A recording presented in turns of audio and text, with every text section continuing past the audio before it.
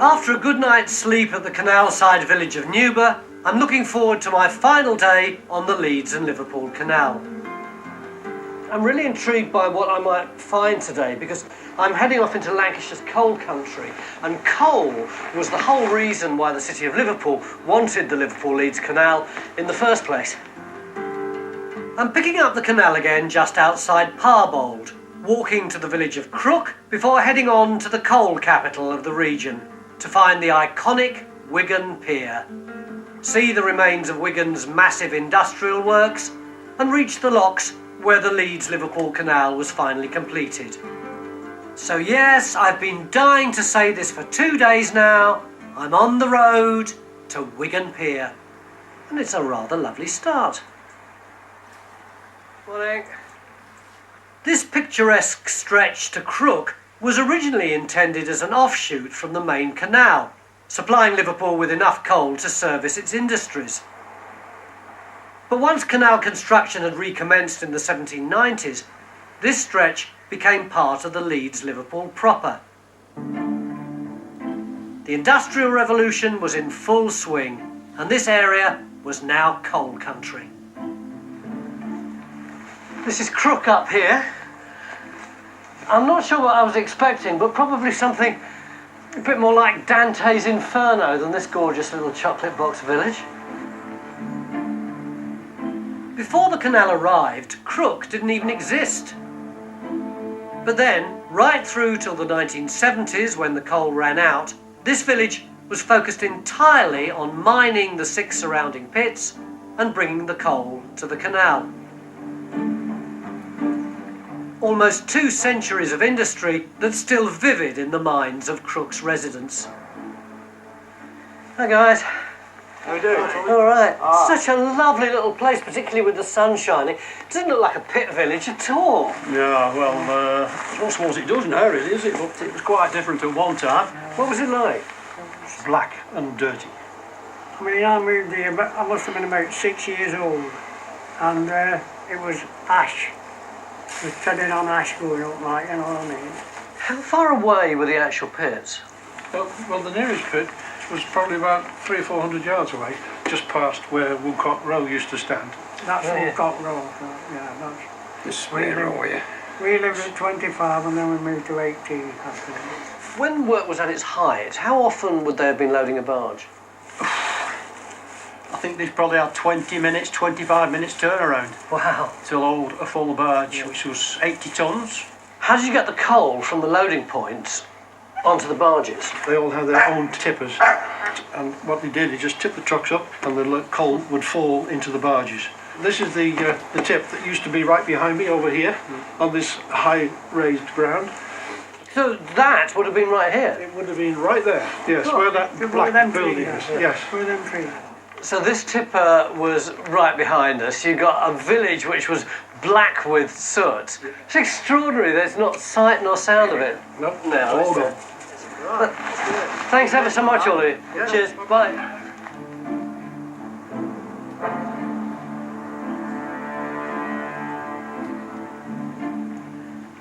This is all that's left of Crooke's collieries. You've got a mine shaft here and another one over there. But just imagine when this place was in full spate, there would have been masses of tall chimneys belching out smoke. There'd have been coal dust everywhere, guys working all over the place. The noise would have been deafening, and all that has disappeared and been expunged from this landscape in my lifetime. Mind you, I need to be quite careful wandering around here. Apparently there were over 1,000 shafts in the Wigan area, many of which no one knows where they are now. There's a story of a guy who was riding along on his horse and he was unseated and crashed to the ground and saw his horse disappear down a mine shaft. And apparently in 1945 a whole train disappeared down a mine shaft. I don't know quite how that happened, but I'm certainly going to tiptoe quite cautiously back to the towpath. Crooke may have thrived as a coal town off the back of the canal, but it was my final destination, Wigan, that was the real coal capital of Lancashire. And what better way to arrive in the town than by canal boat? I'm catching a lift with former boatman Derek Bent, although I didn't expect to get a driving lesson. I mean, you've got the width, she's 14'5" wide. You've got to show me up, and he's not going to touch. He's not going to touch. That's right. Oh, through. You're through, and you didn't touch.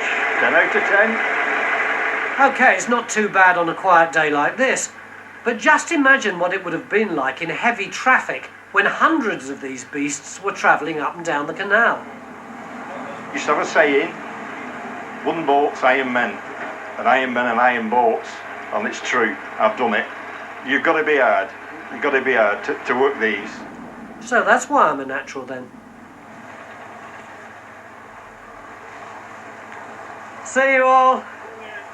Bye.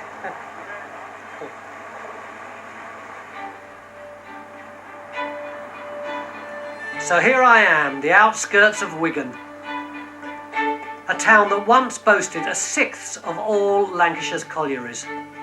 And amongst the 19th century factories and covered warehouses, it still boasts the most famous loading stave in the country. Believe it or not, this is it. This is Wigan Pier, as immortalised by George Orwell in his book The Road to Wigan Pier. Of course, it's not really a pier at all, is it? You can see this rail here flipping up like this. It's another of those coal tippers with a big tipper on the top there to tip the coal into the barge down in the canal. It was just rather sarcastically called a pier to compare it with the glorious seaside piers at Southport and Blackpool. Orwell wrote his essay about Wigan in 1936 to raise awareness of the social conditions in the industrial north. And after 2 months spent in cheap lodgings, he certainly didn't hold back. He says, there are filthy slums, belching foundries, stinking canals and slag heaps. Well, fair enough, at the time Britain was recovering from a terrible depression, but Orwell's depiction of Wigan has kind of stuck, which is a bit unfair really, because although it was never a place of sea, sand and surf, it was one of the driving forces behind the region's economy because of the canal. Timing was everything here in Wigan. The coal had always been here, of course, but that fateful delay in the canal's construction meant the town became key to the success of the canal, and the canal became key to the success of the town. Wigan also became the last chapter in the canal's construction. And the final stretch was one of the most difficult they faced. Over the whole 127 miles of the canal, it rises just 487 feet. But over the next 3 miles, it rises 200 of those feet, over 21 locks. The canal had started under George III, but Britain was almost Victorian by the time it was finished. It was still a magnificent achievement, stretching 127 miles with 91 locks and 504 bridges. See that date there, that is hugely significant.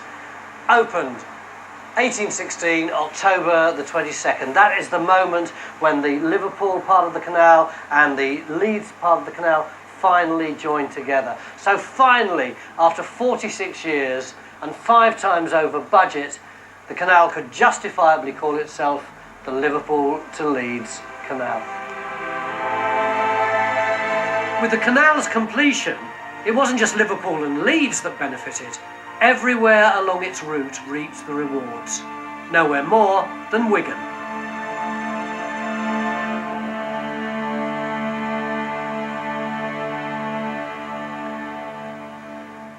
From up here, you can see all the way down the flight of locks back into Wigan, and you can see how it exploded in the 19th century. And the reason why it exploded is the reason why I can see it in the first place. Because what I've just climbed isn't a hill, it's a great big mound of slag, one of the biggest slag heaps in the country, all made out of local debris, a product of the Wigan Iron Coal Company. By the middle of the 19th century, this outfit had built up a monopoly on mining in this area. And at sites like the Kirklis Hall Ironworks, they were turning Wigan into an industrial megacentre, exploiting coal in every possible way. Kirklis became one of the biggest coal and ironworks in Europe, and right up till 1985 was an engineering headquarters of the National Coal Board. In its time, this place was legendary, wasn't it? Very much so, yes, it was. What did you do? I was an engineer on locomotives. Which one's you? The young boy, the nice looking one behind The one right at the back? That's right, Yeah. that's right. What was here? This is a photograph of the top place as it was prior to the Second World War. So where are we standing? We're standing quite close to those two buildings there. Yeah. These are the two workshops behind it. It's only part. So what was all this for? This is coking plants, rolling mills. There was foundries, there was all steel making plants, flag plants, paint, benzene, the flag works. Everything went on here. It's slap bang by the canal then. That's right, it is. Through a century of growth, the canal was at the heart of everything that went on at Kirklis. The artery that spread Wigan's industrial output far and wide. Did you have a good time when you were here? Absolutely. Absolutely. I enjoyed every minute of it. Good to meet you both. Pleasure to meet you, Tom. Nice to meet you. Cheers. Today, just a few buildings here remain. And for me, its loss rather sums up the bittersweet feeling I've got about this walk. Life on and by the canal must have been bleak, dirty and harsh in its heyday. But the astonishing figures about the wealth it helped create and the fond memories that people have of their working lives are reminders of just how much has been lost here in Lancashire. George Orwell wrote, "The road to Wigan is a long one and the reasons for taking it are not immediately clear." Well, I'd agree with the first part of that, but I'd take issue with the second. I much prefer a 19th century appraisal I came across which went, "No part of our kingdom has benefited more from a public work of any kind than the country through which the Leeds to Liverpool Canal passes." And I reckon that's just about right. If you want to follow in my footsteps, you can download a guide to my walk by going to www.channel4.com.